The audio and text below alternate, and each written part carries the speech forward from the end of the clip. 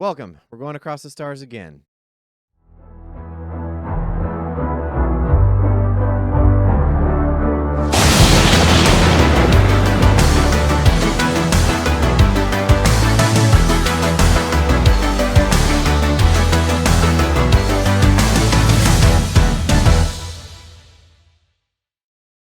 I should just. It didn't crack. It didn't fizzle out. Take two, folks. Welcome to the HolmFront. I'm Tyler, your host. To my right, as always, is my overly artistic friend. We just did this intro and realized that I made a critical error. So It was we are again. horrible. Terrible. So bad. Yep. We don't want to show that ever. Okay, so last week we did Star Trek and started the comparison of sequels versus remakes. Obviously, Star Trek was a remake back in 2009 made by Abrams. Today, we're going to be focusing on Force Awakens mostly, and a little bit of The Rise of Skywalker since it's also an Abrams property, and kind of generally what their differences are and what the different parameters are for them compared to Star Trek. So, we like the Star Trek films, as we went over, specifically his two, the Star Trek and then Into Darkness. We didn't touch Beyond because it's not an Abrams thing, so maybe we'll do that later. When we do the rest of Star Trek properties. But today we're talking about Star Wars again. Yeah, but it's not going to be about Star Wars so much. We're really just going to talk about sequels and remakes and like kind of comparisons.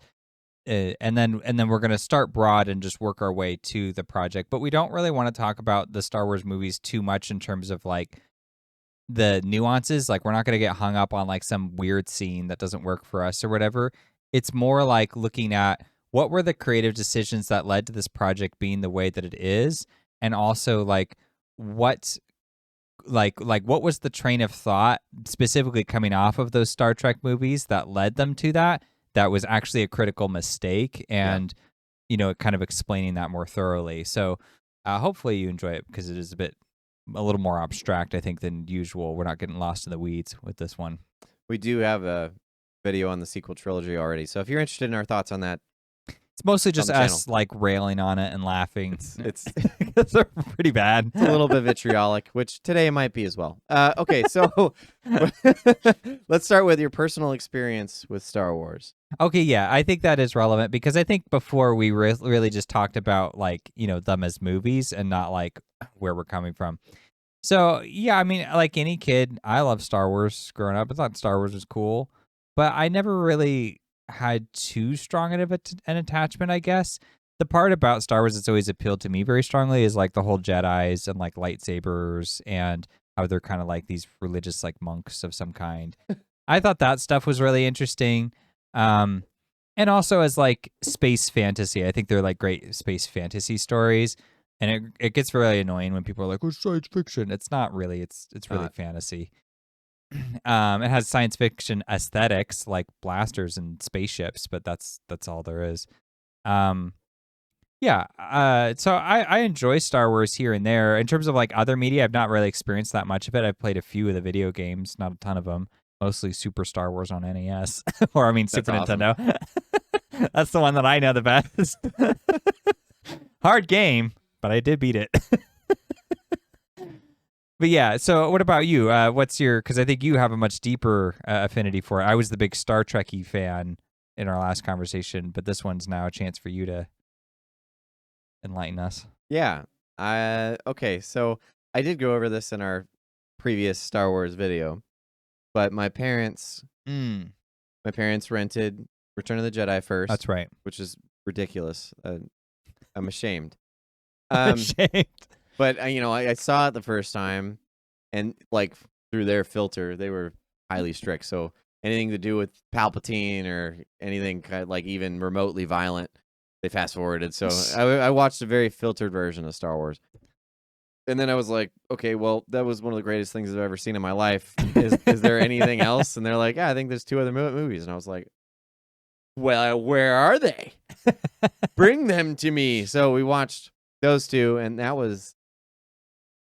Man, I had to have been, let's see, I was born in 91. And this was before Phantom Menace, which was 99. So it had to have been around like 96 or 97. So I was pretty young. Mm-hmm.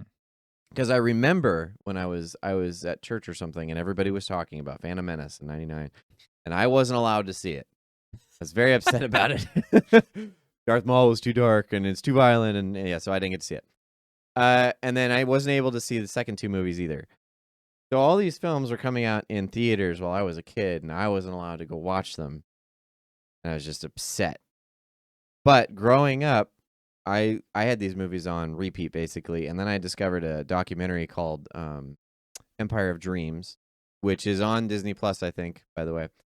It's also on YouTube if you want to watch it. But that was the story of how Star Wars was made. So it talked about Lucas, it talked about his upbringing, it talked about how he wrote the thing. And that I watched almost as much as Star Wars. So like I was just inundated. And then later on I read his biography and stuff. But Force Awakens was the first Star Wars movie I got to see in theaters. Yeah. And so I was supposed to go with my girlfriend at the time. We ended up we broke up.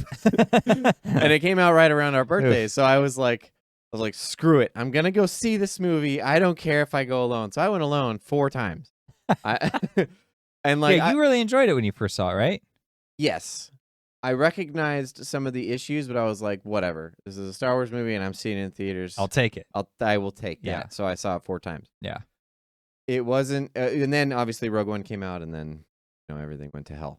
So, with all that said, I'm one of those fanatics that like read George Lucas's biography, and I watch all kinds of behind the scenes footage stuff, and like you got me that book that we referenced last time. That it literally has a step by step of Lucas's upbringing, all the things that inspired him. So they have like little snippets of the shows that he used to watch when he was a kid, and what kind of led into making Star Wars as Star Wars, and then all the years. And it's a very thick, very detailed book.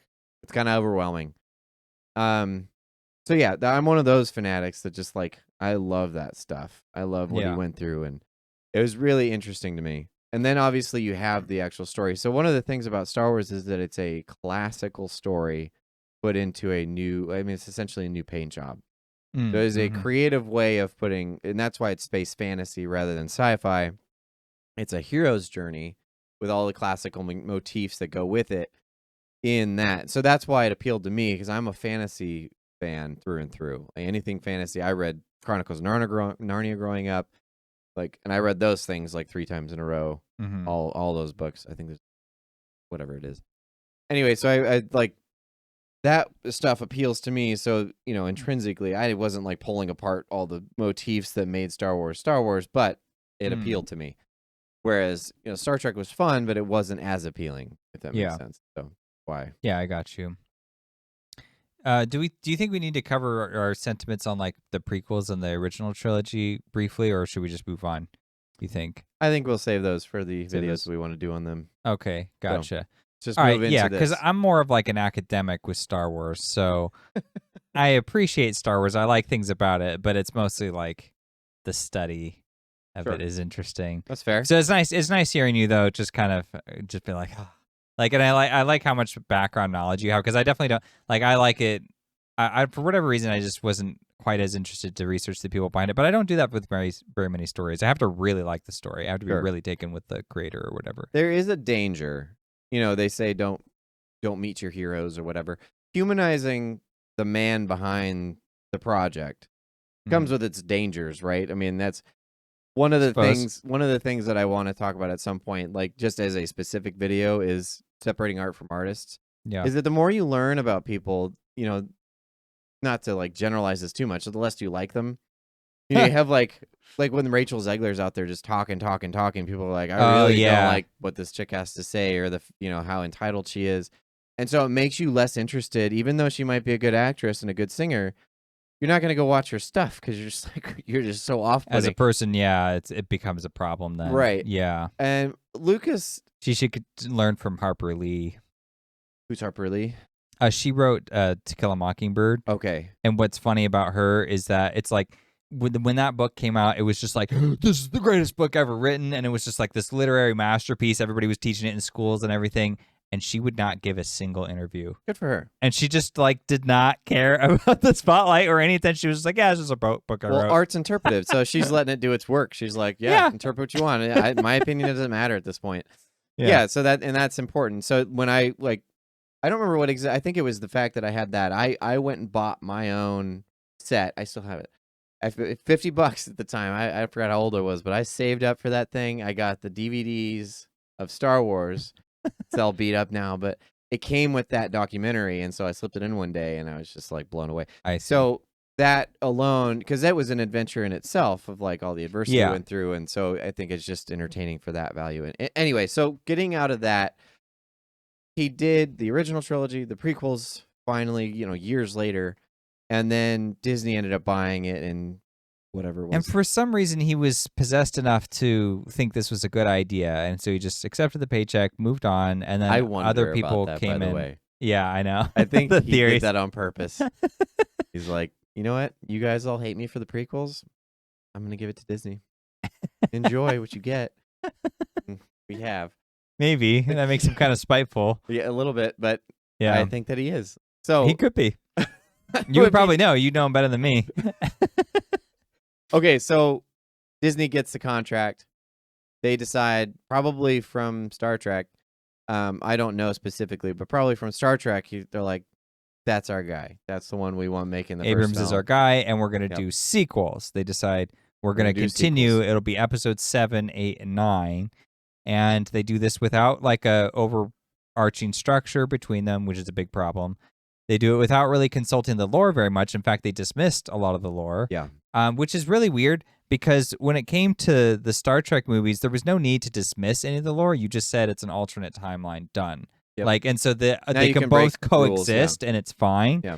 Whereas in this one, they were like, can't do that. You can't have, your nice fancy spinoff story. Sure. It's like, why?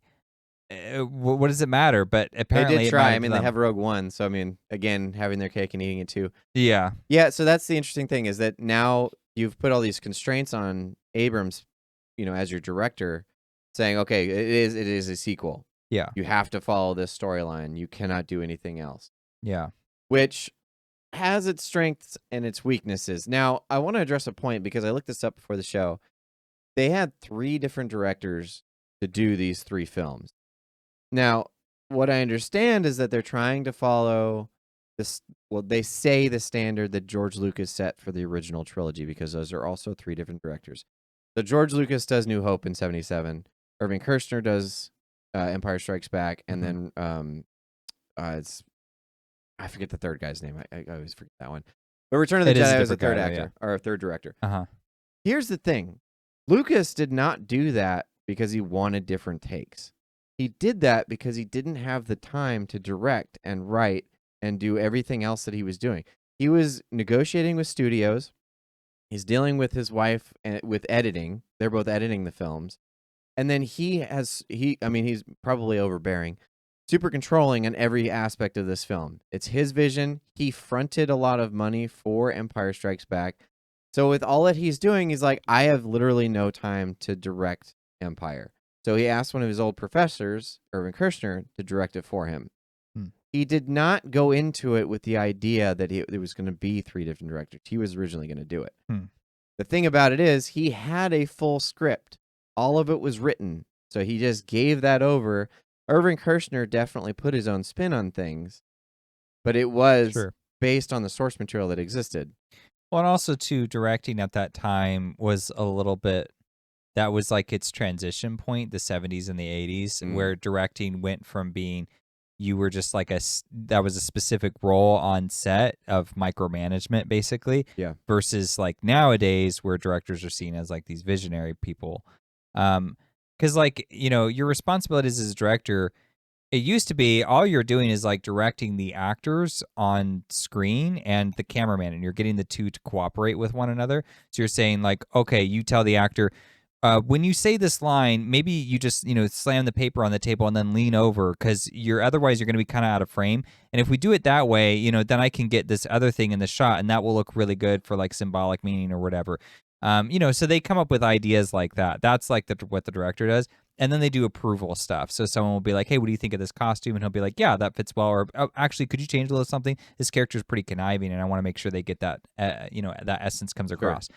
So those are like the 2 things that they will do. That's like the primary or simplistic version to SparkNote it.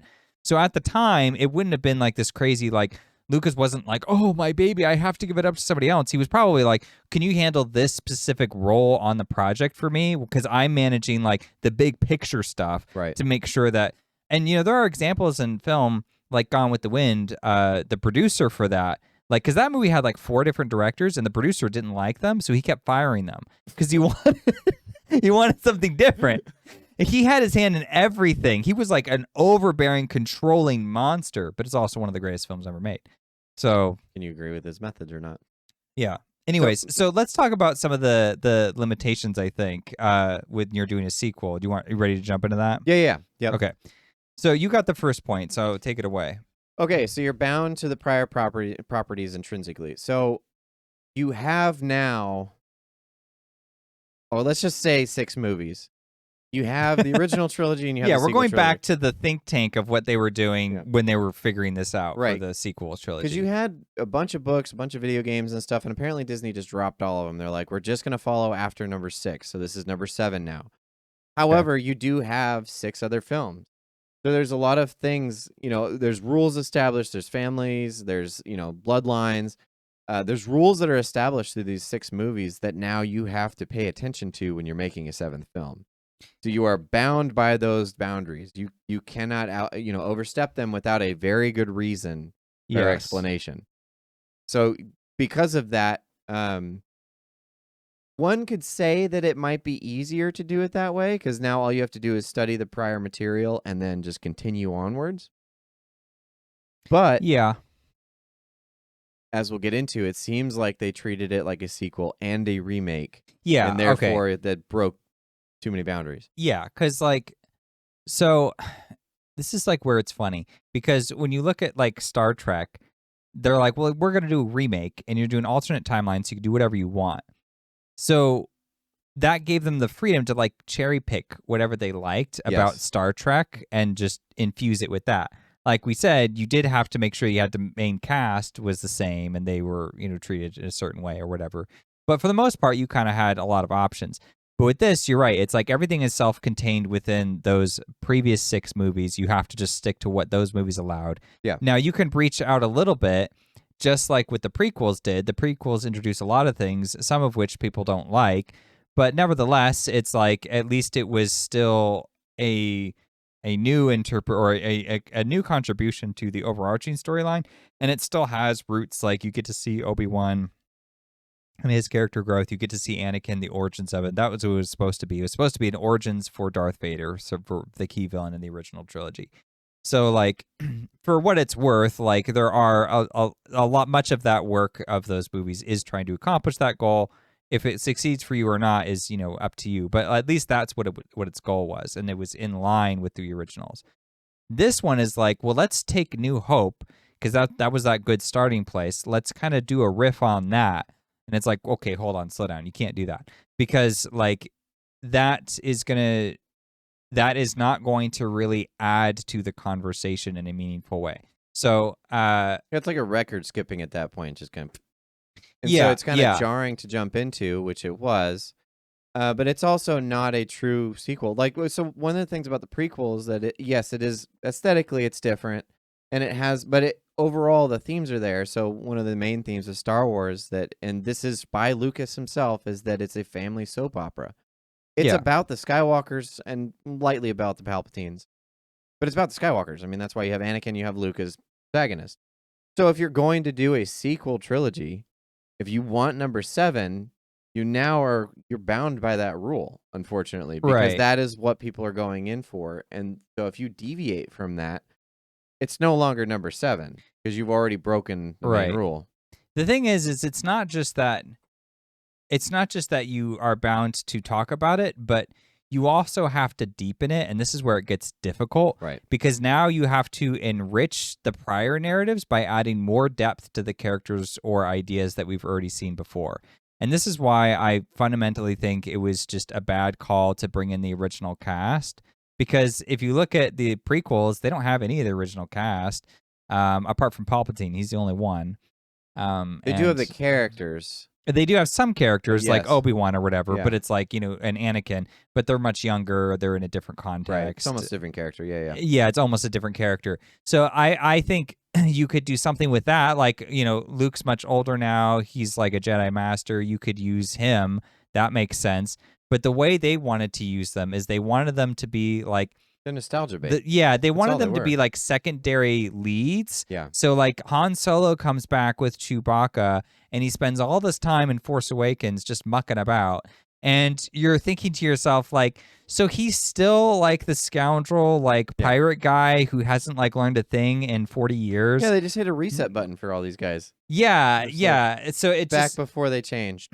and what that also does though is like it actively hurts Rey and Finn and Poe and all your new characters. They Right. can't grow because so much screen time is being taken up by the original cast. So it's like it needs to be about the original cast, or you need to cut them, or you so need to that's find a more appropriate way to include them. That's an interesting point too, because now that you've removed the progression from the previous films for those characters, Mm-hmm. we are now more invested in, oh, okay, so if you've reset them, why did you reset them? Are we going through a growth again? Like, are we going to give them another progression? So now, because if they're established characters, which they should have been, then you already know, okay, I have a standard here. Like, I have I have someone I know that I could follow. Mm-hmm. These ones I don't know. So these are the standards to which they look up, and then these are the ones that are going to grow to whatever they become later. Yeah. So that should have been like our guiding light, and then these are the guys that we are following, to that light. Yeah. Instead, they reset them, so now nobody has any kind of anchor or foundation. Except for Luke, but that was a Kind different kind of tragedy. Yeah. Or travesty, I should say. Okay, so you mentioned aesthetics a little bit. Yeah. That you're kind of bound aesthetically. I think we disagree slightly on this one. I feel like, yes, you do have to retain certain aesthetics. So, for example, like the look of the lightsaber and like having lightsabers and them operating the way that they do, that has to be there and it has to be done in the same way. But there's also like a lot of options, I think, in terms of like creating a style. I think the more that Force Awakens looks like A New Hope, the worse it is, because it's like you are setting yourself up to be now in direct comparison with a movie that everybody adores and loves and doesn't want anyone to touch. You want this? Right. Yeah. Why would you? Why? Do that? Bad idea.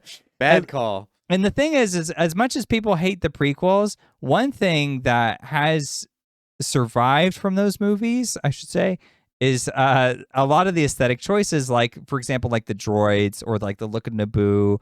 There's some really iconic places and things in those stories, especially when you're looking at like the games or like the expanded universe stuff, like the novels or whatever. They will just cram all that stuff in because it's really cool and it's like worthwhile in its own right. And so I feel like there was an opportunity here to just create kind of a new flavor, and it would help you get some definition. You could retain some like ownership over the story that you're trying to tell within this larger context. Instead, it was like, well, let me lean on the aesthetics of A New Hope. Let me lean on the cast of A New Hope. Yeah. Let me just lean on everything, the plot, just all of it. And then when it does that, it's like, wait a minute, but it is a new story. So let me just throw in some other stuff. And then it's like, it's fine. And you're like, you see how it's jarring. Yeah. Okay, so when I say aesthetics, what I mean is, okay, so New Hope had a very, practical effects, shot on real film, very particular look, right? And I even went and downloaded, I don't know if I should admit that. I have a version of Star Wars that Bought it like 5 times or whatever. It's fine. I did, true, yeah. I've earned this. It's designed, a couple of guys went through and redid everything to make it have its original grainy 70s look. That's awesome. So cool. They should have that. Legit. I want to buy a Oh, Blu-ray yeah. copy with the grain look. I want it. It's awesome. Yeah, they have multiple different anyway, so when I say aesthetics, I mean if you call back to the classic just in a purely visual manner, not by putting them on a desert planet, not by giving Rey an almost identical costume to Luke's, not that stuff. Okay. I'm saying, like he shot it on real film. Okay. Like he gave it practical effects and used very little CGI, that kind of thing. If you do Okay. that kind of stuff, that will be nostalgia bait that's not quite so in your face. You know, kind of like Okay. Alien Romulus did. Yeah. Everything yeah. looks very like modern retro. Which is how the original movie, or I think the first two actually looked that way. Exactly. Okay. That's what I mean by aesthetics. Okay. And to be fair, he'd had a little bit more wiggle room because now he has the prequels and the originals that he could have either mixed and matched, or he could have chosen one. So I think that's one thing that Force Awakens got right, was the look of the thing looks really good. Yeah, and I mean, I do agree that there is something to be said for like, well, it's been a long time. Yeah. People have mixed feelings about the way the prequels look, so let's make it look like the originals, but updated. Exactly. And yeah, I think that's like a fine choice.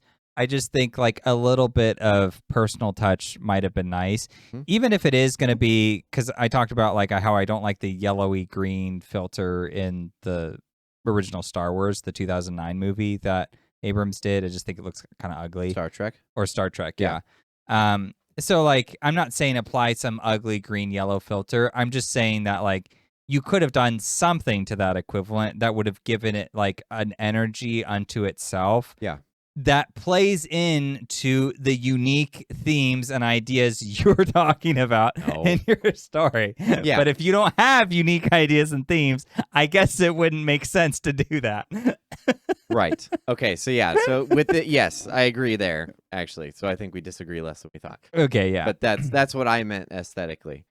I get what you're saying. Yeah. And I do think there's like it's not a decision that I would have like fought too hard. It's certainly not for Force Awakens. Sure. I think 8 and 9, those episodes, I would be like, you can branch out a little bit with the way the movie looks a bit. I think Johnson did. He did in the wrong ways, but yes. Okay, so now I think we're ready to. Yeah. Well, should we? Yeah. So let's address number 4 real quick. So we had less creative license to experiment. Oh yeah. Okay. So when you're doing a sequel, you have a lot, like with Star Trek, when he messed around with just an alternate timeline and they were cherry picking what they wanted to pull. Like they could bring in Leonard Nimoy from a different dimension. Oh yeah. In order to do some of that stuff, but it's not so much nostalgia bait. I mean, it is nostalgia bait, but it also just serves your narrative. They disguised it well. It wasn't so much in your face, but yeah. So they bring in Nimoy as just kind of a launch pad to help with the narrative a little bit, because you're just connecting and you're just kind of nodding, and then you get to pay a little bit of fan service. But there's a lot you could do with it, but it doesn't constrain you to the prior properties that involved Leonard Nimoy, right? Yes. It's just saying he's part of the same general concept as Star Trek. When you're doing a sequel, you don't have that much room to do it. You're like, well, you're within these parameters of the first 6 films. You don't get to play around and break rules like that. You have to follow the narrative that's already been set up and the boundaries therein. And so it's a lot harder to make a visionary project. Not that Abrams is capable of that in the first place, but it's a lot harder to do something of your own, style and voice. Yeah, because you can only infuse so much of your taste and style as an artist into an established project. Yes. Right, because the project has such a long history. And it's also like a really narrow vision. Like it didn't have to be as severe as Disney made it, where they're like, well, nothing counts except for the original trilogy, and that's basically it. So there you go. So it's like, oh boy. So now you're only compared with the best. Right. You're not compared with all stupid idea. You're not compared with the Super Nintendo Star Wars game, because that's an easy battle you can win. Instead, it's like, I just want to be compared with the best. It's like, whoa, just be your own thing. Don't make people think of other things that they like, because then they'll just like them better than what you gave them. Yeah, it's like, and going back to the Star Trek, like, you make the comparison like part of this is cultural, I guess, is what I'm saying, right?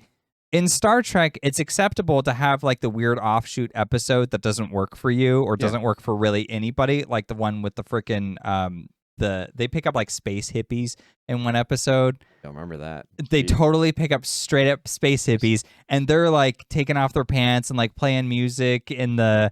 They don't take off their pants. That's just I'm not wearing Pinky in the Brain joke, but yeah, but they're like playing music on the starship, and they try to take it over, and it's just it's totally ridiculous. It has a fairly decent ending for what it's trying to say, but it is quite ridiculous in the middle. But like, there's moments like that a lot in Star Trek, and Star Trek fans kind of just like, all right, that's like a weird episode. I'm gonna Everyone dismiss just that one. acknowledges it and they Not just, really gonna move on. poke at that. But with Star Wars, it's like the mass of people it's original trilogy and maybe prequels, and that's it. That's their whole understanding of Star Wars. So it's like cool to like bring in other stuff to like inform the narrative you want to tell.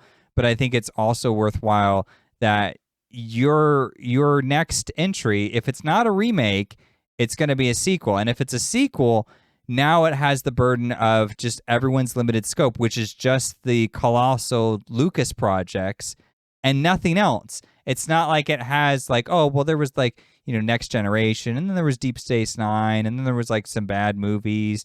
You know what I mean? Like that's a real mixed bag. So you can just jump in and start swimming without worrying about ruffling too many feathers. Whereas with this, it's like it's kind of inevitable almost unless you do it perfect. So I do think it's kind of warranted that like it does kind of suck the situation you're in. However, I will say you do get some advantage, and that's you have the established properties and you have characters of which that you can riff off of and use them to your advantage. So like you were saying with Leonard Nimoy, that was an effective use of this old Spock character. Right. Helped your narrative, helped your characters in their story, succeed. And I think you could have done similarly here. Use Luke, Han, and Leia and Chewbacca to help, not to like be such a constant force within the movie.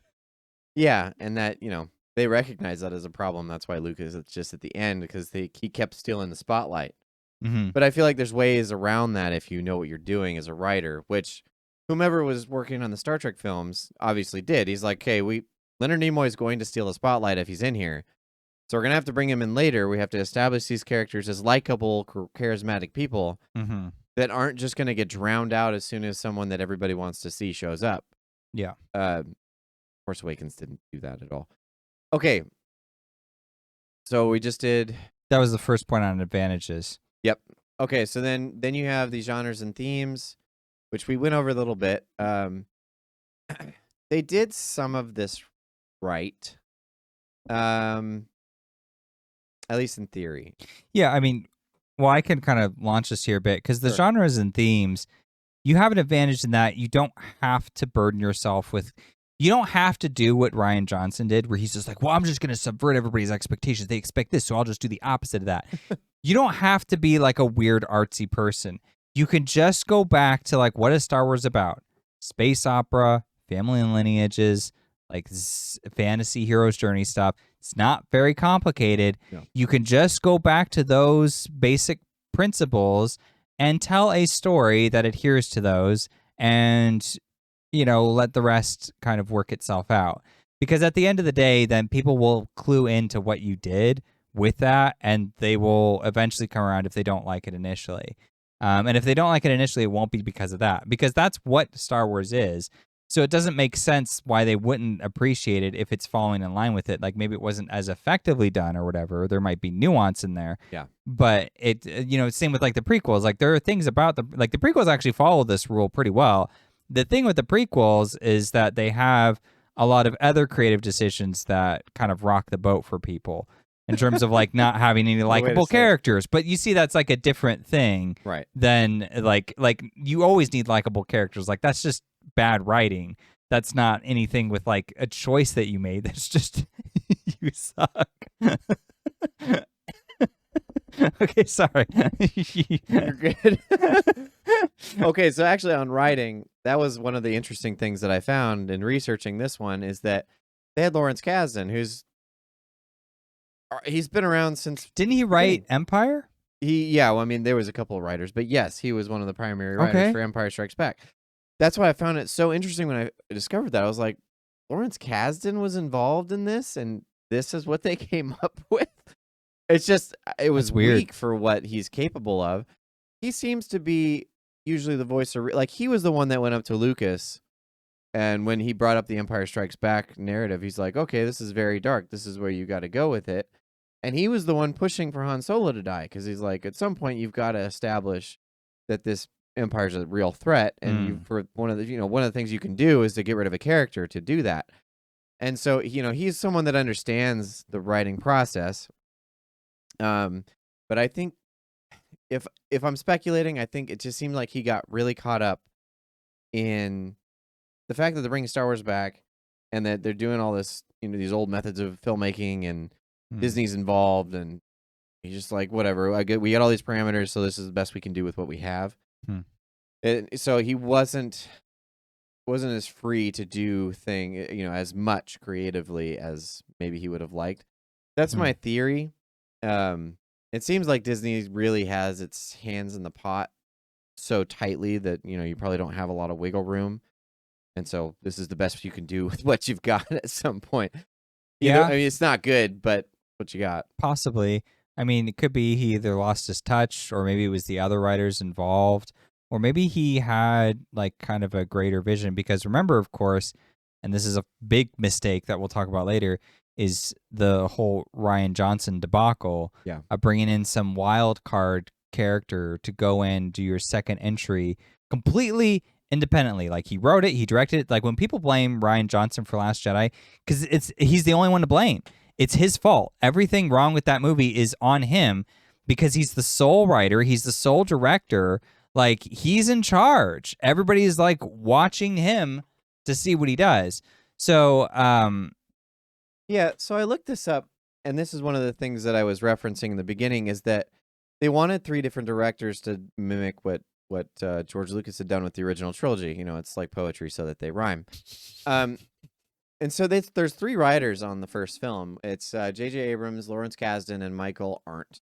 I'm not familiar with Arndt. So that's okay. That explains everything right there. It's because JJ Abrams is right. So he's just crossing out all of Kasdan's stuff. He's the one who wrote the line, I don't have time to explain this right now. That was him. That was his choice. I guarantee it. Because he's just like all about good speed. Question for another time. Speed. Sure. Like, get moving. See, when he was doing Star Trek, he wasn't involved with the writing. So the writers were like, okay, winning formula. Abrams likes a fast-paced movie. I can give him that, but I got to make sure I cram in like the important character stuff that we need. And it's there, and it gets across. But Abrams has a hard time picking up on that nuance. It's just not that important to him. He's all about spectacle. Yeah. So, like, if you've got a spectacle director, which is fine, you can work with that, but it does put more of a burden on you as the writer. Keep him out of the writer's chair. Keep him out. Stay. Can't say that enough. My juxtaposition with that is that, so there's 3 writers here. The second film is literally just Johnson. Right. So there's no continuity. That's what that tells us immediately. The original trilogy, Lucas had enough for 3 films, so you had all the narrative points there, and all the changes were kind of small things. Famously, the Han Solo "I know" line that was Harrison Ford and Irvin Kershner. They were like, "Oh, this works better than what's in the script." Yeah, but it doesn't deviate from the script. That's just strengthening the character of Han Solo within the narrative. They didn't change the fact that he gets frozen in carbonite. They just changed what he says to a personal relationship. So there's a difference there. But regardless, like the director being there doesn't change what narratively is going on. This one where they're like, okay, here's the first movie, enjoy, is like, why would you ever do that? Like, you have no idea where it's going or what you want to accomplish. You just know, like, well, now a second movie needs to be made. So I guess we'll just make it. We'll just pull it out of our butt. And so they pull it out of Rian Johnson's butt, and what comes out is, I won't say anyway. So that's one of the main problems, is that just because you have a different director, and going back to the previous point also, is that if you want different directors, you ultimately want different versions, right? You want different visions of Star Wars. They constrained Abrams to all these parameters with the first film. Why wouldn't you be so constraining with the second one also? Why would you have different directors in the first place? Because if you want a different vision, then you get a different vision. If you don't, then you don't have different directors. You want one singular vision going through. So they remove that, and obviously you have the problems that followed. Well, and to your point earlier, where you had mentioned that, Force Awakens, you enjoyed it in the theater, and there was like some merit to that film. Yeah. And of those 3 sequel movies, that is the best one by far. If you were to pick one. Because that one, it doesn't require necessarily, like, for what it's trying to do as this sort of remake sequel-ish monstrosity, Abrams can do that. he doesn't need to be a super visionary person because he's just going back to basics. He's like, okay, well, Star Wars was shot like this. It had this kind of look to it. And so he makes all those approval decisions to say, like, yes, that looks like it. Like BB-8, yeah, he fits. And, that's something that I could believe if I was watching, the original movies. So him being in charge, that's not like necessarily a bad thing in the director's chair, but it is a fundamental problem with the story or with the writers. But the thing is like, why isn't it okay to just kind of like follow in with like the course of what the previous films had established? Like get a main character going, find an arc, like a 3-step process to take them through. Just have that basic outline. Yeah. And then it's not such a big deal if you're swapping directors around or even writers to that point, because as long as someone writes out some kind of vision that structures the 3 movies, and you already have precedent for that because... Well, they write it out and they keep it. Lucas had an idea for 7, 8, and 9 that they trashed. And then Abrams apparently threw an outline over to Johnson that Johnson trashed. So everyone's just throwing stuff away rather than figuring out, well, okay, well, everyone has to work together here. It is a collaborative project. Yeah. But no one treated it like that, and that was the problem. Yeah, and that is definitely the fault of Disney's executives for not Sure. like... Because if I was producing those movies, if I was involved with Disney, I'd be like, hold up, that's my job. Like, I approve the outline script of these 3 films. You don't have the say to just ditch all of these ideas. Now, I'm willing to hear you out if you're like, well, this part isn't going to work for me because I want to do this in the story, and this is kind of the idea I have or whatever. I'm happy to listen to that, but at the same time, it's like, you need to give me some assurances here. Because it's like, I'm bringing in some rando to make a Star Wars movie. I got a lot of money on the line. Like, this needs to succeed. And, like, I want the movies to be, like, I want them to be successful. I want them to be remembered. I want them to be enjoyed for years to come. That means there should be some integrity going on here. And if we're just throwing out ideas constantly, when we already have a movie made, yeah, that's a real risky business. Which is something that the sequels, again, you chose sequels. So now you're locked in.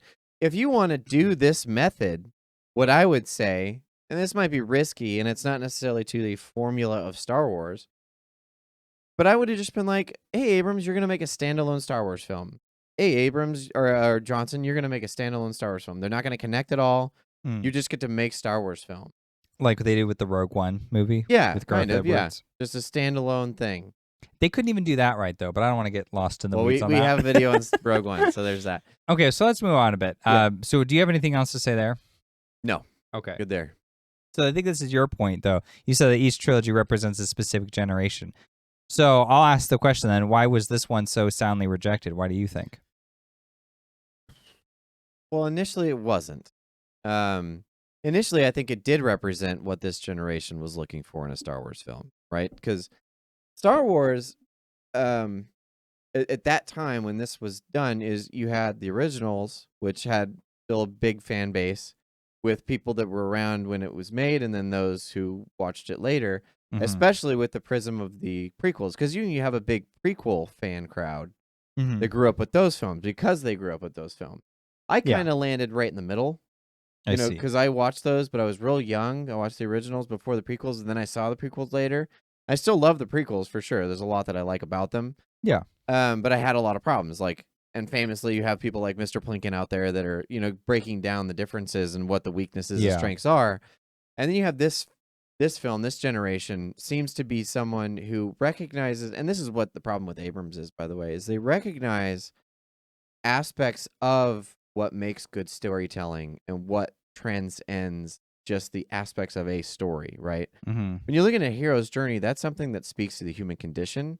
That's something that everyone aspires to. That's why Star Wars is so resounding with people, is that they want to be this heroic figure. And there's multiple figures in there that you can relate to, right? You have Luke for young boys and Leia for young girls. Or either even just the very notion of like going through, because like life is a journey and you go through trials. And so the hero's journey just reflects that. And you come out differently at the end than when you started. And, you have wisdom, but also maybe some questionable traits and that kind of thing. So there's things in there that resonate with everybody.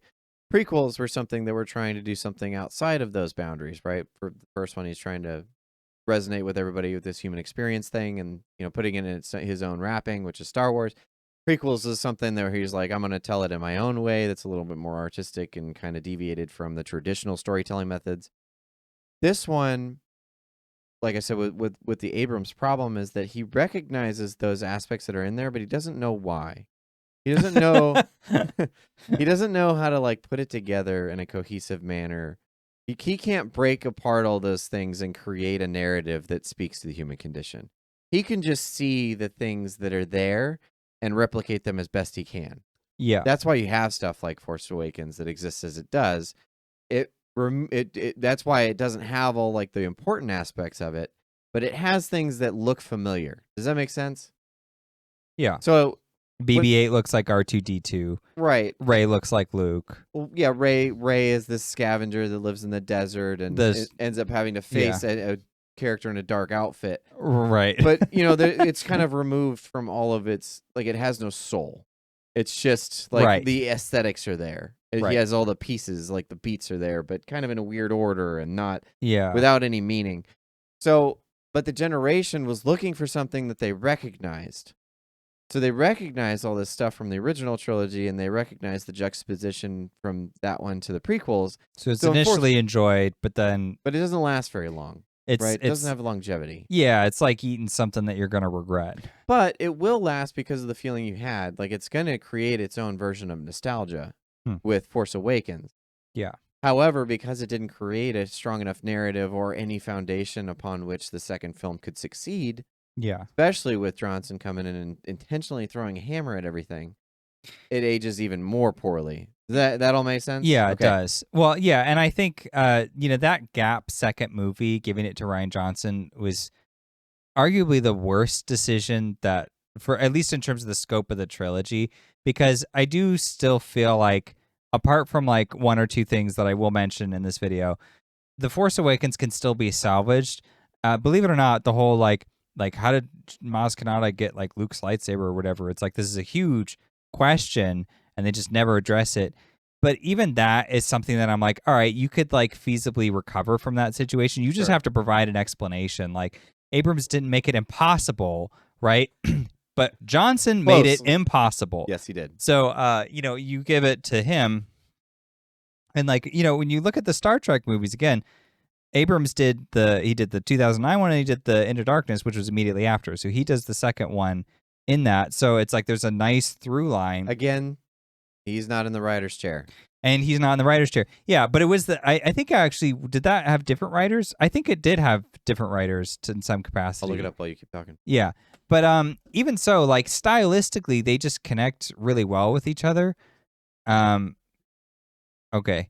And then this doesn't happen with Star Wars, because you get Johnson in.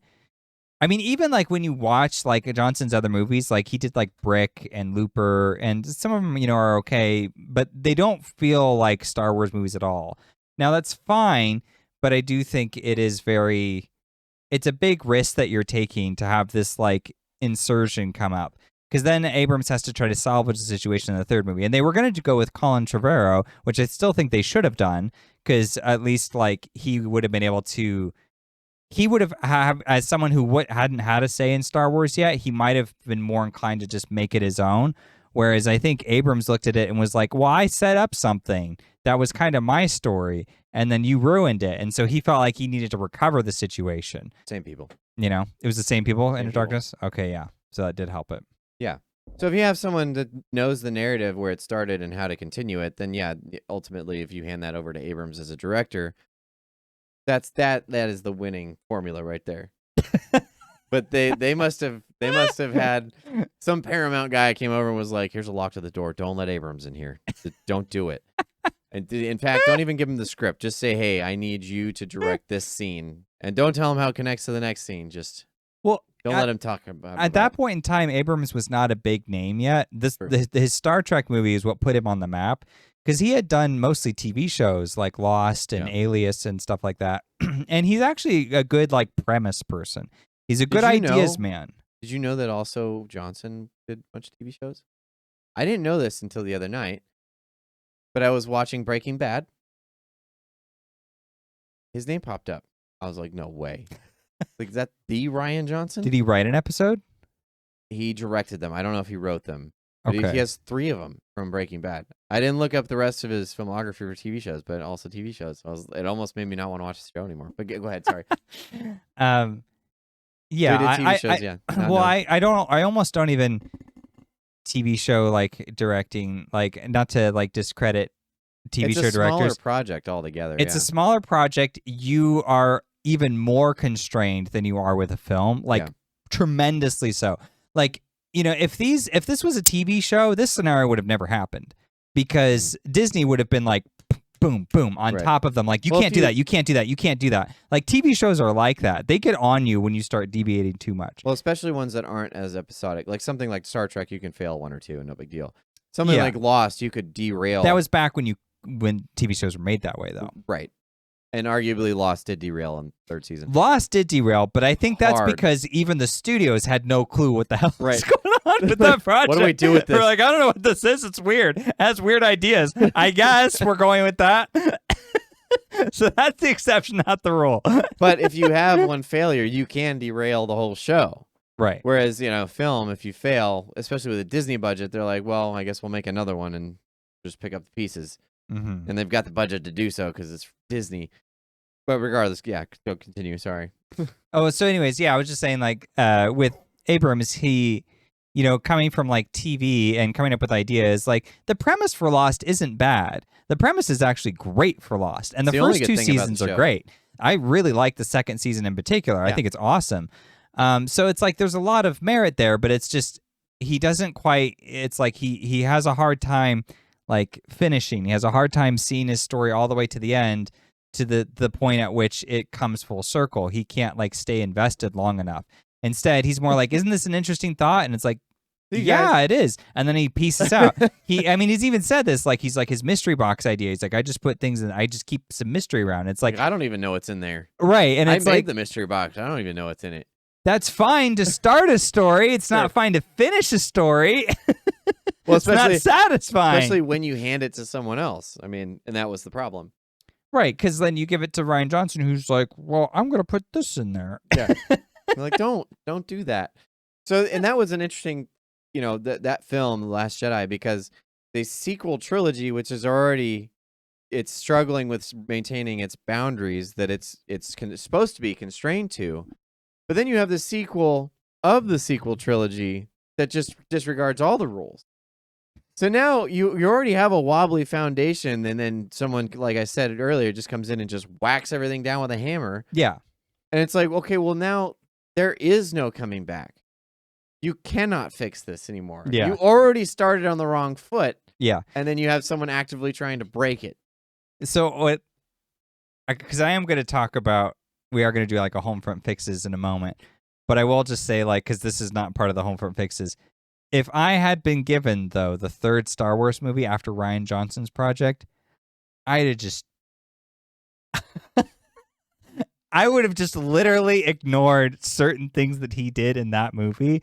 And yeah, it's just like a continuity thing. It's like, well, what you saw in the last movie, it didn't make sense to me either. So it's not true. It didn't happen. I would probably go so far as to make most of it a dream sequence. You just see like snippets of that movie, and then someone wakes up. It's just in their head. What a dumb idea. It is dumb, but it'll be over quickly, is my thinking, right? It's just like a Band-Aid. You just got to rip it off, and then like, okay, that didn't work. I love how not only... and then I would just made a good story after that. Not only you as the writer, but in the film itself, everyone's recognizing, yeah, the last movie sucked. We're all gonna acknowledge it. Narratively and meta, where everyone acknowledges this movie is we retarded. have to. It's like it's a disaster. It doesn't make sense. I would still have Jar Jar come back as a Sith Lord and kill everybody. That's what I'd be like, you know what, there's nothing here to salvage, so we're just gonna burn it to the ground. Okay, is there anything else we're gonna do before we get into that HolmFront fixes? I will make a final point just to kind of seal this conversation, and it was something we discussed a couple weeks ago. And it's this concept of legacy versus progression. Oh, yeah. Star Wars, when it was taken over by Disney, seemed like the executives there were trying to do both. it seemed like they wanted to preserve this legacy to some extent, but also progress it. But they didn't have anybody skilled enough to do that, to do both. And so you got this weird amalgamation of the two, and they just kind of fought like these two competing ideologies, which you wouldn't think that they're competing, but the way that they structured this stuff, it just kind of was inevitable. To have prevented that, I probably would just not have constrained myself to a sequel. I would have done something like Star Trek and just either like a soft reboot, which, I mean, technically you could make an argument that Force Awakens is, but I would have removed it altogether. Just like you said, just don't put in the old cast. Don't try and continue a narrative that existed, with Return of the Jedi. Like, just make a totally removed film. Well, the thing is I didn't read Lucas's outline, but his outline's probably pretty good because Lucas is actually like Abrams in a lot of ways. Like, Lucas is a very ideas-focused person. Yes. And Lucas burns out very quickly. He's not like Abrams, where Abrams is just like running so fast that he's like Sonic and he hits a wall and then he's like, there's nowhere to go from here. And he just runs off. Yeah. But like Lucas, he can make it to the end, but then he's like, I'm tired. That was a lot of work. This one movie. For 20 years. This movie nearly destroyed me. And I don't want to like pick on him too much, but it's just like, I'm looking at people like Martin Scorsese or like other directors where it's like they have like 3 movies come out in 1 year. And I'm just like, sheesh, that seems like a tremendous amount of work. And they were just like, yeah. Or like you look at, Peter Jackson, he made the Lord of the Rings trilogy. He did all 3 movies. He did them simultaneously. Yeah. That's a crazy amount of work. So it's no shade on Lucas. He's a very talented individual too. Well, I'm just saying that's a limitation of his, right? He used to be a lot more driven, for one, but also he used to relegate himself. Like, he figured it out at some point. He figured out his formula. Because he'd done Star Wars and basically worked himself to death. Mm-hmm. Worked himself out of a marriage and was just constantly so focused that it was just destructive. But then he had these concepts of, like, Indiana Jones, for instance. And I think he did that on purpose. But he was at a beach with Steven Spielberg and was like, I have this idea. I think you should direct it. So he probably, I don't know actually the writers on that, but I know he was the primary focus because Spielberg wanted to do a James Bond film. So Lucas came up with this idea that kind of bridged both worlds, and Indiana Jones was created. But like, I think that was his way of being like, I don't want to do it. I'm just gonna hand this, because then he worked with people like Jim Henson and and Spielberg a lot too later. But isn't Indiana Jones like a great idea? Oh yeah, it's fantastic. And see, like, that's what I mean. Like, Lucas doesn't get enough credit for that. I'm like, as an ideas person, he's awesome. Right. Just keep him out of the script. But like, the outline. I want his outline. His outline's good stuff. Right. Yeah. Just give me the bullet points. I don't want the details. I'll fix the sand line. I don't like sand. I will come up with something better. I just need to know that he's supposed to fall in love with Padme Amidala. Okay, I can work with that narrative. That can work. Romance, and then I'll do the rest. Don't give me your dialogue. Yeah, same thing with Abrams, but Abrams should just be strictly relegated to directing. Nothing else. No bullet points. No writing. Period. Well, he's not working with his properties. It's other ideas. Yeah. So, like, what can he do in terms of coming up with an idea? I'm like, he's pretty limited, and I feel like that doesn't. I don't know. If you're an ideas person, you probably want a little more creative freedom than that. I would think, but I don't know how he is, but I would tell him, like, you're not allowed in there. Don't change anything on the script. We're gonna hand you the script. You bring it to life. That's all you do. Okay. Do you have anything else on the legacy versus progression point? Yeah, just to say that, because we did say with Star Trek that Star Trek, the original idea of it was a very progressive. Ideologically, it was, right? And it was trying to make waves in terms of like progressive values in the time that it was created. So it was trying to challenge a cultural narrative. Yeah. Right. So we argued that, Star Trek always needs to be doing that. And that's like a fundamental key. And it was also a part that was largely missing from the 2009 remake that Abrams did. But we did forgive it because we felt like it was, it paved the way for more Star Trek stories to occur, which, it might be kind of hard to take on too much. So we can be sympathetic and say, sure, this is still a solid movie. It works well. Maybe it doesn't need to do everything in the world. Star Trek does have its fun episodes. That's fine. And then with Inner Darkness, it sort of played with it a little bit. I would have liked to have seen it do more, and we talked about the ways to do that. But that was like another failing, but still like solid movie. Well, here with Star Wars, progressive ideology is not really that important for Star Wars at all. And if anything, it's very traditional values because it's like family lineages and this kind of like, father-son relationship dynamics, a lot of that stuff.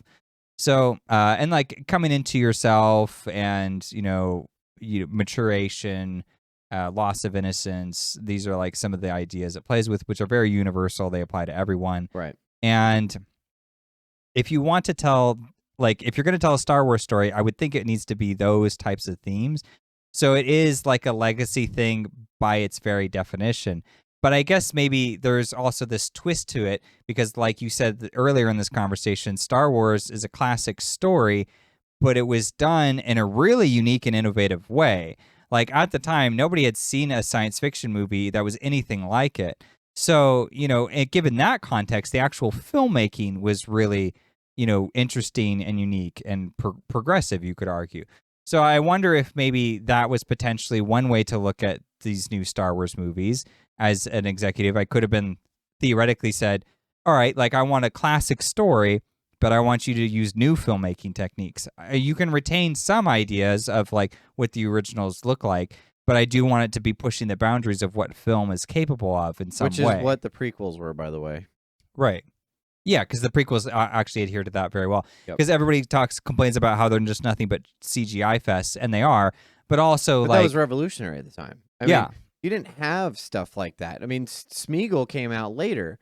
Jar Jar Binks was revolutionary as what he was. Like, it was fully CG character that everybody had to interact with. Because beforehand, you were doing puppets and stuff. Like, Yoda is legitimately a guy underneath the entire set walking around. I mean, it's a revolutionary puppet. The thing was very lifelike. Yeah. And it's probably a lot easier to work with as an actor because you have some physical thing that you can see. Right. They did something for Jar Jar, but as a guy with a little like head on his, like a little Jar Jar head just sitting up on top of his head or whatever. Mm-hmm. But, then they fully render that thing and make it a character in its own. Like, those are revolutionary techniques. That's something that didn't exist at the time. Like and then you had Smeagol later, which 2001 or whatever that was. That was also revolutionary because that was even more interactive with the environment and a lot more involved with the entire trilogy, not just a single movie. Yeah. So it was using strengths of filmmaking, and that was arguably what he was trying to. I mean, so he was handling multiple different things. One was a classic story and a new sleeve, but within that new sleeve, he was able to employ a lot of techniques that people didn't use. I mean, filmmaking became something else because of that. Yeah. An entire company that is still around to this day is one of the most prominent special effects companies in the world because of Star Wars. Mm-hmm. So, like, it's something that it progressed the industry, Yeah. if not necessarily storytelling. Right, and that's what I mean. Like, Star Wars can do that element, but in terms of the actual story, that needs to be a timeless kind of thing. It needs to be very classical. And, the story here just doesn't really make a whole lot of sense, so I guess it's not even comparative. No. But anyways, that's all I have to say about legacy versus progression, because it is a really interesting topic. But do you want to cover a few missed opportunities before we get into HolmFront fixes? I figured why not. Okay. And these are basically personal nitpicks, and I'll kind of blow through them unless you have something to add. No, so you go for it. So this is called missed opportunities. You had all the old cast. You got everybody, including Harrison Ford, who he famously hates being in Star Wars. He'll be in there if he's paid enough. But that was the thing. Like, he's on an interview, and someone was like, "Did you want to come back as Han Solo?" And he's like, "Show me the money."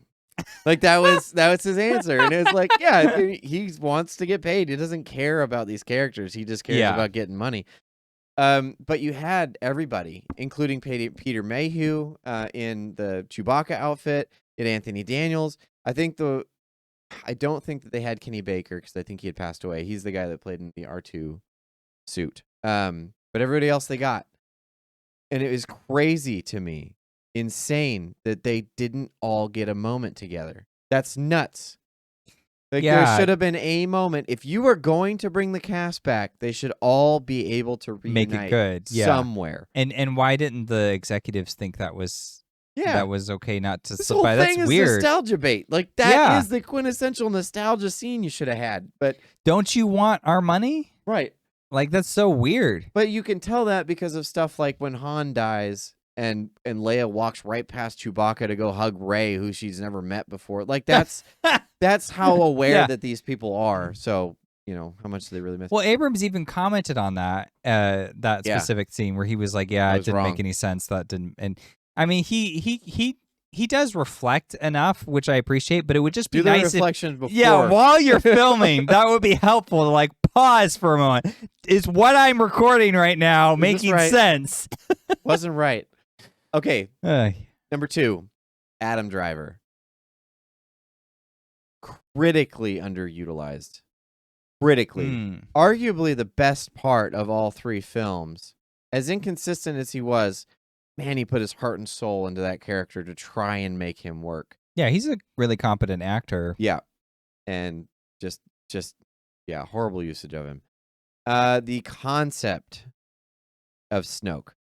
I have a HolmFront fix that I think will put him in a different light that maybe makes him better. But the concept, like, Snoke is a stupid name. Can we all just acknowledge that? Like, it's just a dumb name. It sounds like smoke. You just changed a letter. It sounds like a rapper. Yeah, it does. Just like someone who just is like DJ Jazzy Snoke. Yeah, exactly. I had, when I was a kid, and I first delved into the realm of writing, I didn't understand anything about the process of writing. And I didn't understand names or like now I can come up with a name pretty quickly, but I saw the word forlorn and I was like, that's a cool word. I had never heard this word before. I didn't know what it meant, but I was like, I just remove a letter and I got a name. So it was Forlon was the name of my character. That's what that sounds like to me. When I was like 6 writing a stupid story, I came up with a like equal at least name, a Snoke. Anyway, the concept of him could have been interesting if the whole Plagueis ideas, yeah, like the theories people had, they were interesting. Yeah, all the theories were more interesting than what they did. The other missed opportunities in a wider sense is that they got rid of all the expanded universe properties. They eliminated all this source material that they could have pulled from. Yeah. And just said, to hell with it. Why? We're just going to come up with our own thing. And let me beat my writers into a corner and then get mad at them when they don't turn out a profit. Yeah. All these people who have loved Star Wars so much that they wrote all these novels about it. Instead, you're just going to like throw all that away and be like, okay, we're going to hire some Hollywood writers to come in here. You had Kasdan, obviously, but you have these guys come in and just write something totally new when they could have just pulled from any source material and just converted it. Just was a stupid idea. Yeah. The last one's actually mine, is that lack of a unique style. Yep. But you do need a unique story for it to actually work. So, because otherwise, or a good story. I mean, one of the two. Yeah. Both would be great, but we're asking for way too much. All right, so that was my points. Did you have anything further to add on? Okay. All right, so let's jump into HolmFront fixes. Okay, so I'm gonna do the what is it called? Like the line by line. I'm gonna do the close edit. This is I'm a producer. I'm sitting down in a small theater. I've just watched The Force Awakens. I'm allowed to give them some feedback on what changes we can make before it hits theater shelves and we continue. Right? That's I'm pretty close. It's already down the pipeline. I can't. Nope. Big broad changes are done. We have to move forward. Okay. So mistake number 1.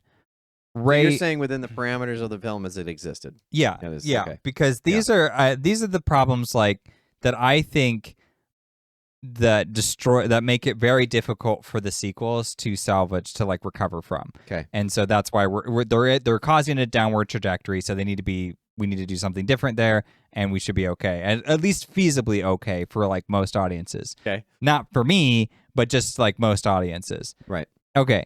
So the number 1 issue is Rey losing to Kylo Ren, the fight at the end of Force Awakens. That cannot happen. You mean Kylo losing to Rey? Or yes. Kylo losing to Rey. That cannot happen.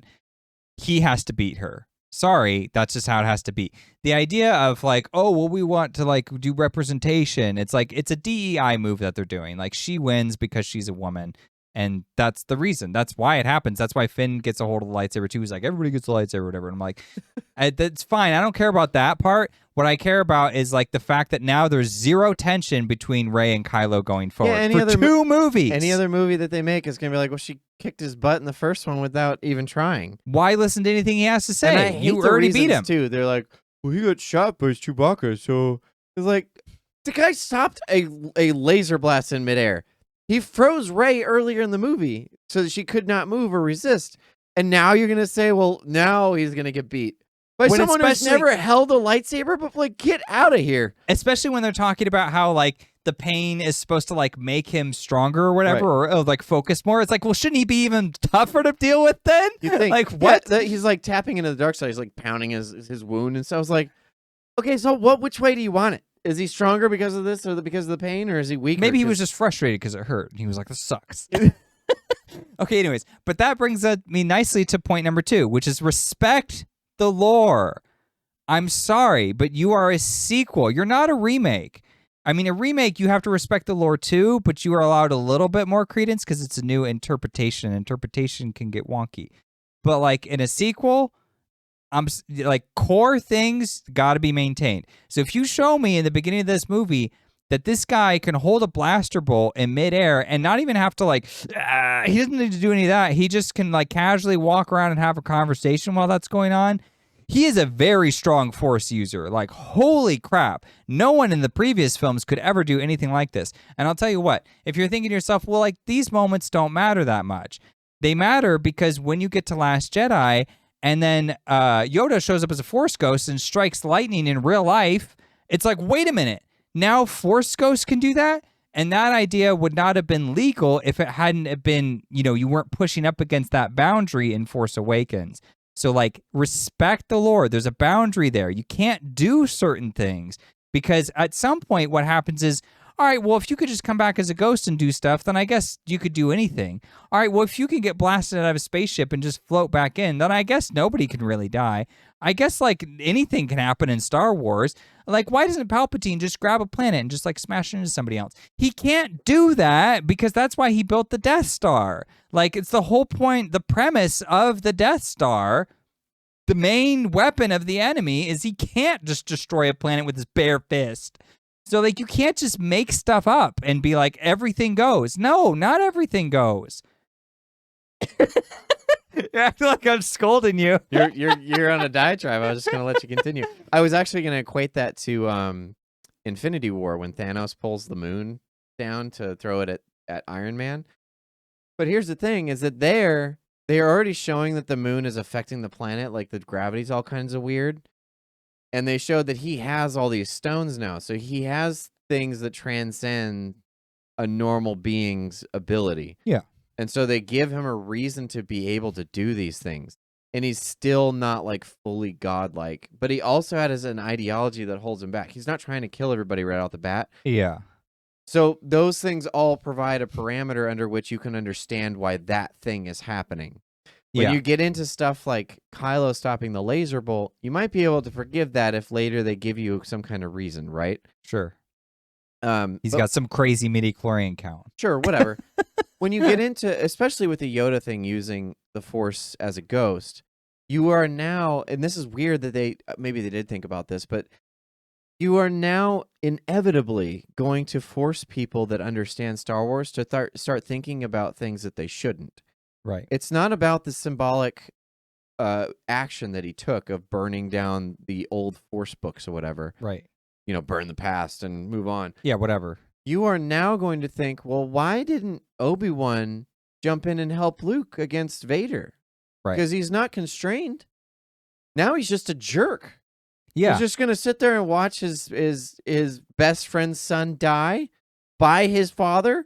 Right. Now you just seem like really evil. Right. So you have now fundamentally changed characters. Right.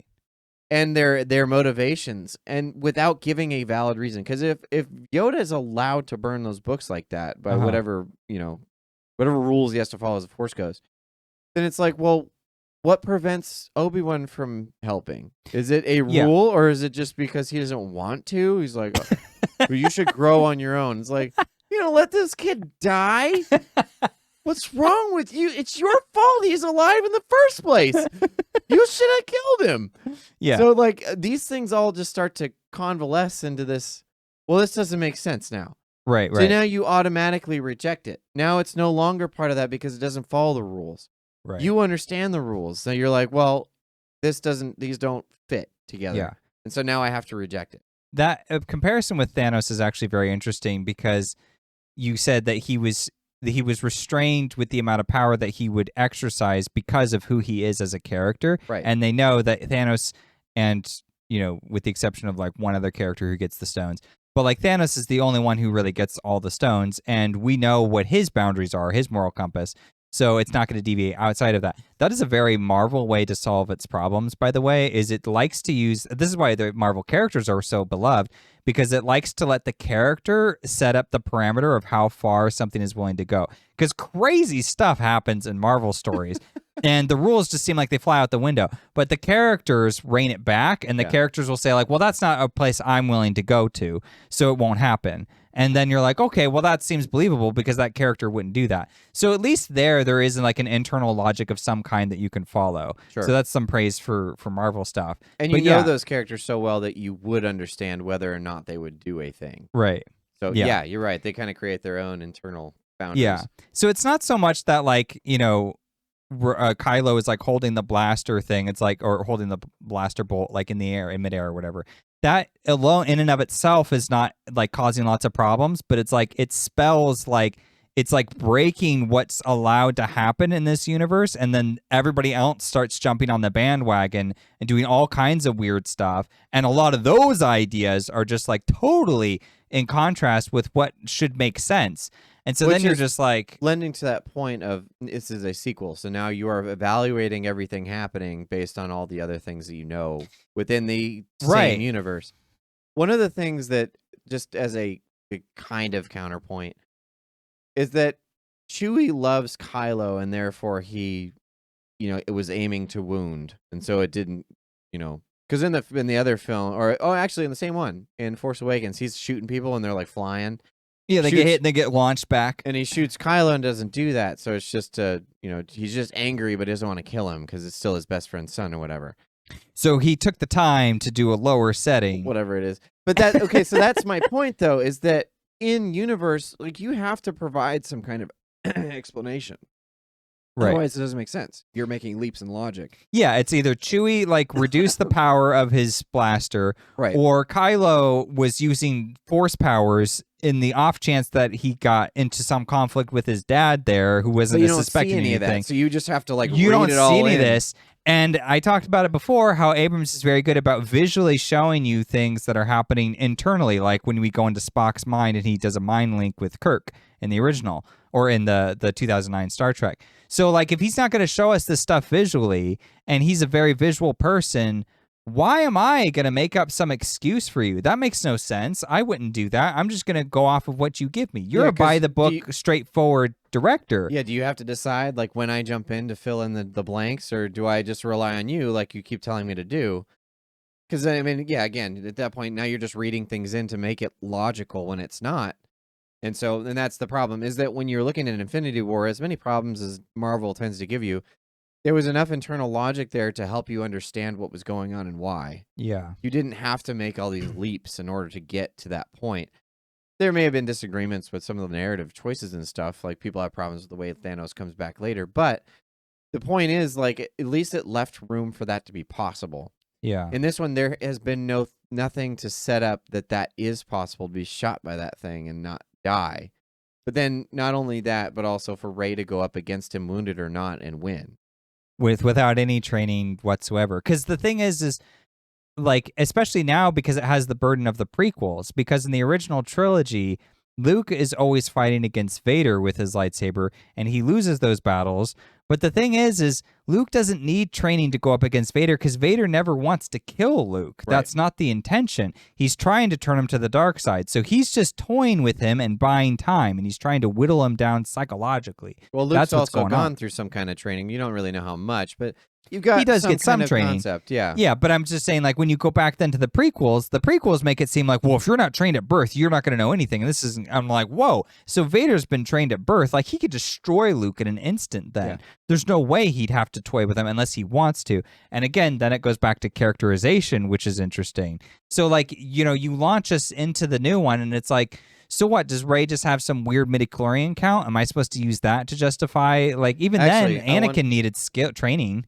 So I came up like this random idea because we were talking about the prequels and how Qui-Gon brings up midichlorians and how it's kind of an issue with the Force and how it's interpreted. Because in the original films, the Force is kind of this ambiguous nature, right? And it seems like it's something that can inspire ideology, but it doesn't have like an entity attached to it. Mm-hmm. It's just kind of a thing that exists in the universe. So when you provide the explanation of midichlorians, you're encapsulating it into something that is now tangible, right? And that makes it more or less mysterious, I should say. Let's go with that. So people didn't like that. However, if you had done it correctly, it would have been interesting if Qui-Gon, being the radical that he was, because he is, if he provided that as his theory. Right, he's like the Alex Jones of the universe or whatever. He's like, midichlorians are the ones that determine how powerful you are. You have too many, though, you can go insane. But if you move away from that, where at some point, like someone like Yoda or something can come up and be like, hey, you know, that's what he thought. And there may be something to that, but it's not the end-all, be-all. The Force is more than that. Or, you know, something like that where you have competing ideologies to where you are giving some explanation, but also you're giving it more mystery because people have different ideologies of it. Yeah. Would have made it more interesting because then you world build. You also have competing ideologies that lend to the fact that there is differences within the Jedi and that there are things outside the Jedi that use that Force to create an ideology, such as the Sith. Yeah. It would have built that narrative quite a bit. But I would have been interested if they had expanded that even further. If you want to go the midichlorian route, let's say that like Kylo's is too high or something, and that he's able to do stuff like block a blaster bolt, but also it's inducing some kind of insanity, right? Maybe you're losing yourself because you have too much of the Force or whatever. So that way you have some kind of consequence balance thing. Yeah. And maybe you can introduce that as to why he loses to Rey. You know, there's plenty of examples of stuff you could put in there to make it more interesting.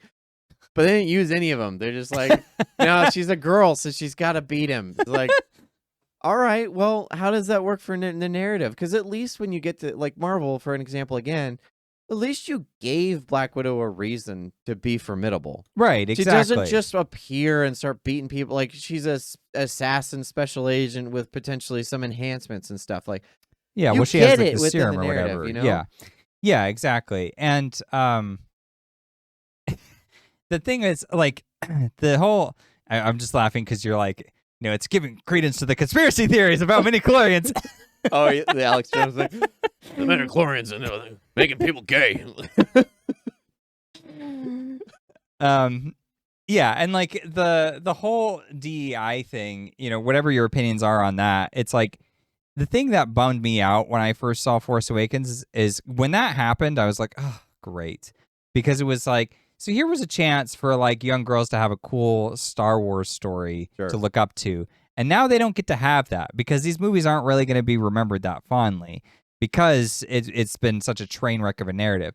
And it's like if you followed proper storytelling conventions, at least a little bit, or even just in-world stuff with Star Wars, you know, you could have that. And it's like all you're doing is like casting the main character to be a specific way. If that's all it was, it would be fine. Sure. But instead, it's like it's baggaged with all this other stuff that then ruins the whole thing. That's Abrams' problem. Is that he doesn't understand. You have to understand rules in order to break them or to bend them. That's fair. He doesn't understand storytelling rules, so he doesn't know how to break them. He just breaks them. Yeah. Yeah, that other point, too, you mentioned, I think is about, like, oh, yes, it goes back to, you know, you said it would deepen the lore, right? By saying, like, an alternate perspective on midichlorians or whatever. Just the fact that there are differing ideologies. Just the fact that there are enriches the story, which is something that I do think a sequel needs to do. It was something that Into Darkness at least started to do, because in that movie, it's like Starfleet wasn't the good guys entirely. And that was a new space for Star Trek to go to.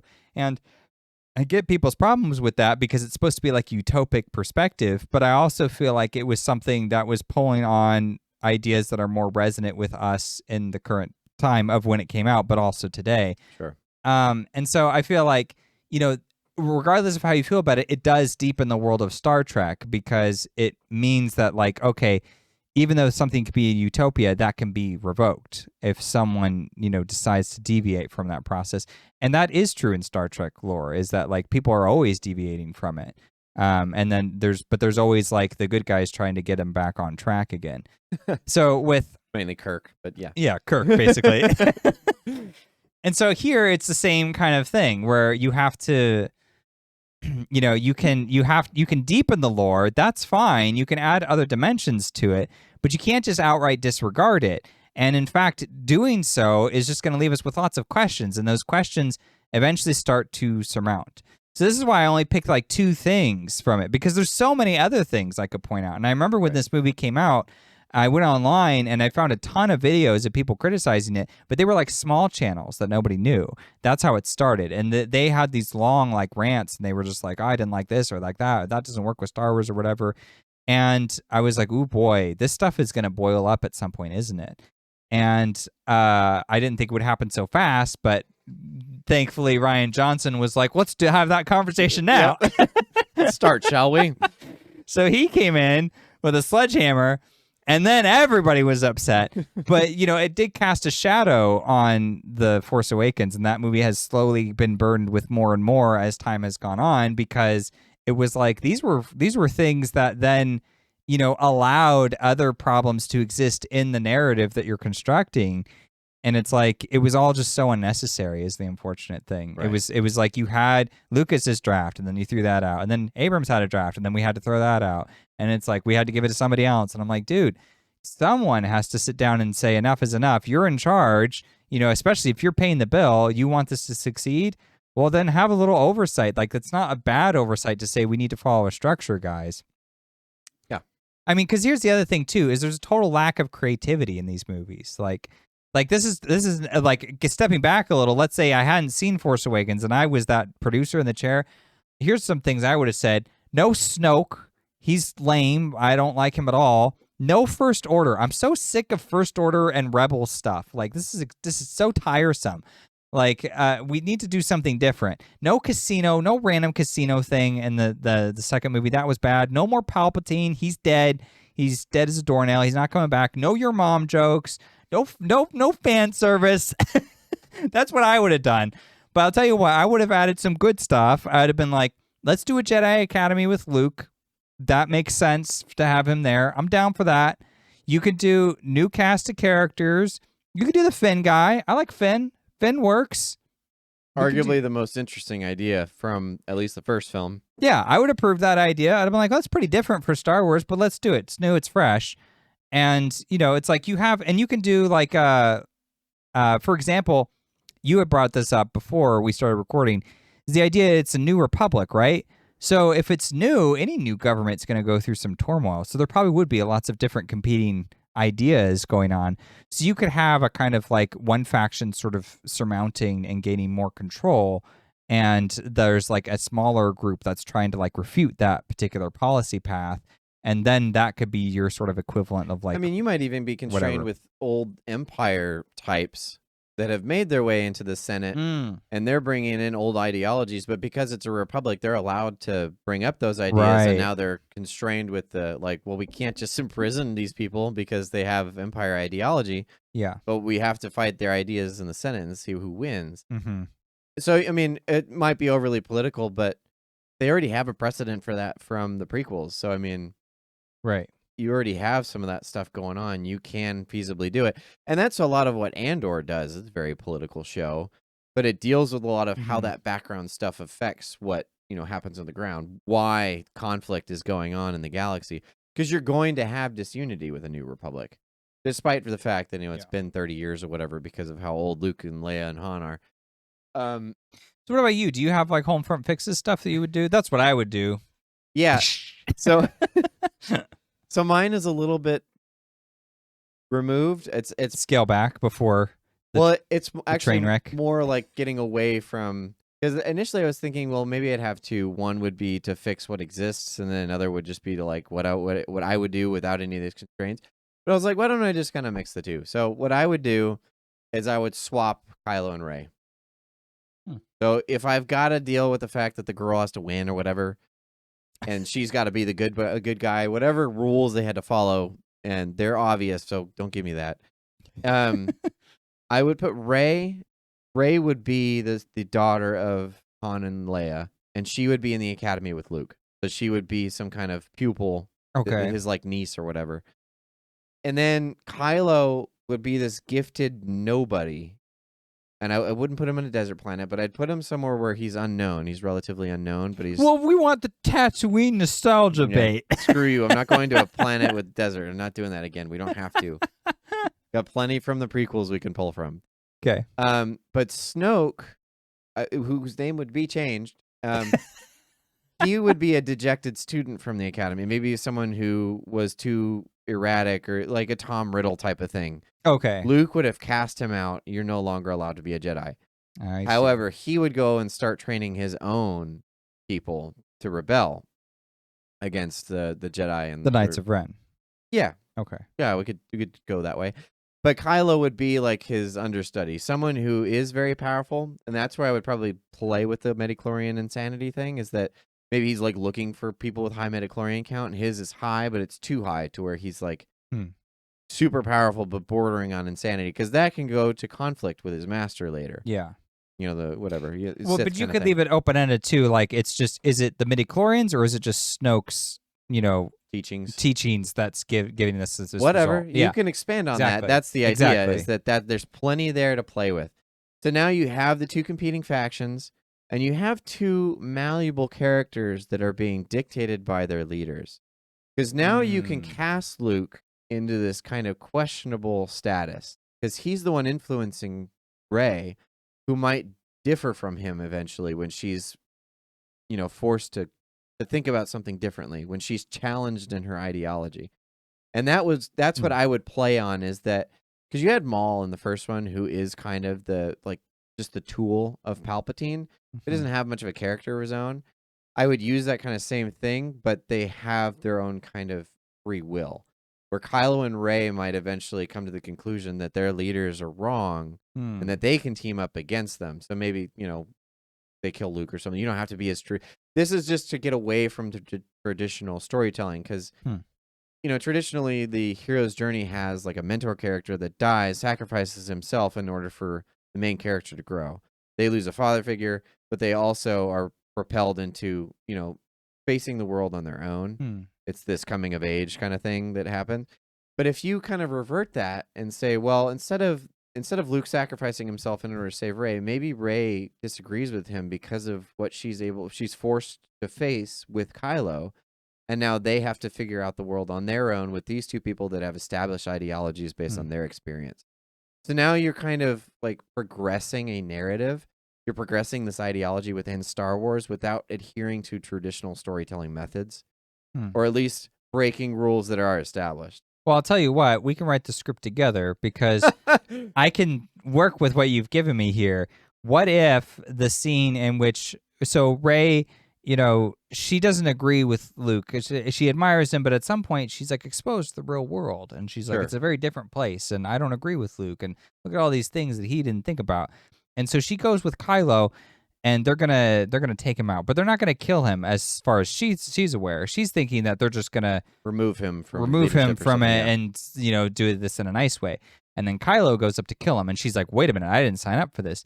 And then Luke says, "If you have to kill me, then you have to kill me." And he does like what Obi-Wan does, and he just lets himself die. Unless they're going the Dumbledore route, yeah. Well, but by doing so, that will leave an impression of her of like, wait a minute, maybe I didn't understand him fully like I thought I did. Yeah. And then that also would be like that lineage thing, is like, well, my mentor, because he's not quite her father, but he's still a mentor figure. He's still like an uncle or like a, important person. So like that would be an interesting transition to have her kind of process that. Yeah. And then see where that takes our story from there. Yeah. Yeah. So it could have worked. There you go. There's a way better idea. I'll say this too, like the sequel thing. If you're like listening and you're thinking like, oh well, like what does it matter what came before? Like whatever. It's like they can break the rules, they can do new ideas and stuff. Look at Dune 2. You think that would have worked if Fade Rafa came down and just did a snort of some spice and then like, oh, he just saw the rest of the thing, or maybe Paul Atreides did that and he's just like, oh, I saw all the visions, I saw everything. And he just like follows the path, and it's just easy, and he just walks through it. Yeah. And he just walks up to Fade, and he just like stabs him, and he dies instantly. Because I mean, he doesn't even have to, right? He saw the whole thing. Right. Yeah. The issue is the conflict that he has. He has to filter that godlike knowledge through a human perspective, through a human mind. Yeah. And it causes conflict. The tension is what makes the story. Right. Instead, if you remove all that, then it's like, well, what's the point of watching this? Because it sucks. Right, exactly. Not speaking to the human condition. It's not speaking to what we understand, where we can relate. And in the storytelling formula, the reason why Paul Atreides wins that fight is because, well, for one, it's not the first entry that this is taking place, but for two, it's because he's the bad guy. Right. That's why he wins, is he's just another evil. So it didn't really matter who was going to win. And the movie the story had made that very clear when that happened. So then you go, oh, geez, like... Spoilers for Doom Part 2, by the way. Doom Part 2. Okay. So you have one further point, correct? Oh, yeah. I think I've already gone over it, though. The space. Oh, yes, I've already said all this.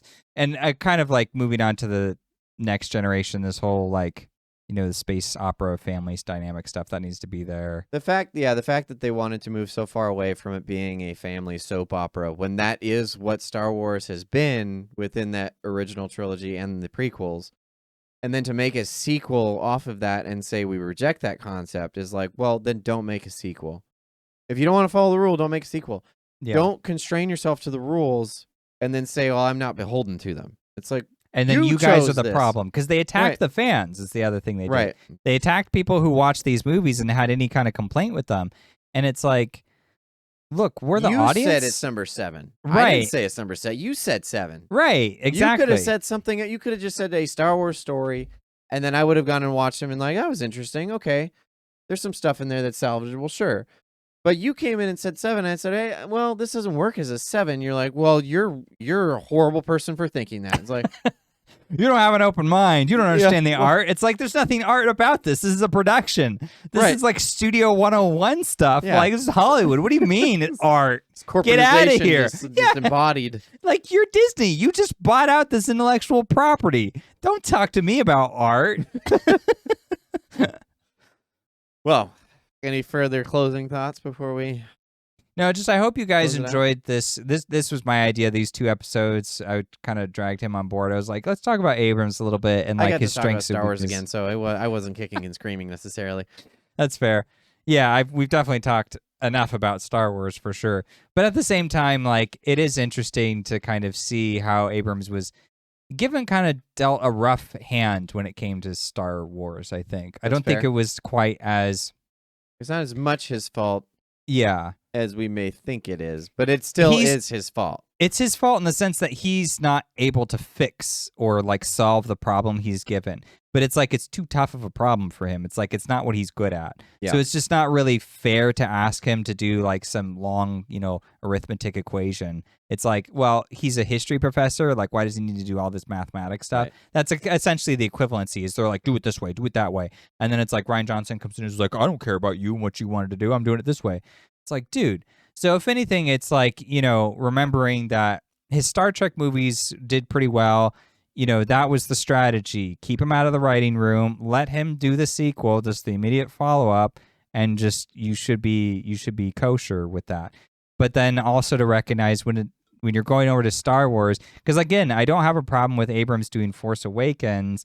It's the salvageable movie. If you made a few tweaks there and you don't pick Johnson, we could have had a very different outcome. I think it actually could have worked more or less. It could have come together. But and it still would have alienated fans, just like the prequels did. I mean, because that's the argument that Disney likes to lean on. They want to just say, well, look at the prequels. Nobody was happy with those. It's like, yeah, because they're ridiculous movies. That's why. Like, the Star Wars is a huge intellectual property. It's one of the most profitable properties on the planet. So like just to say like there's going to be backlash every Star Wars movie basically. You're not going to get away from it. But you can't use that as like an excuse to justify what you're doing, and that's what they did. Right. Yeah, so that's that. There you go. I think that's a perfect point to end on. I don't think I'm going to add anything else to that. Till next time then. Thanks for watching.